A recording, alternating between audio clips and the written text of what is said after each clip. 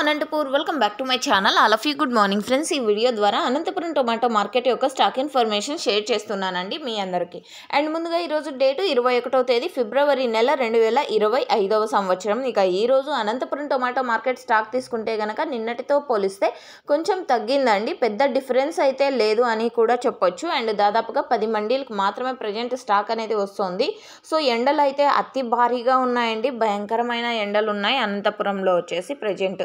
And okay friends, ఇక ఈరోజు total టమాటా stock 39,000 plus boxes వచ్చిందండి. 39,000 ప్లస్ బాక్సెస్ వచ్చింది టోటల్ టమాటా స్టాక్. 10 మండీలకు మాత్రమే స్టాక్ అనేది వస్తుంది ప్రజెంట్.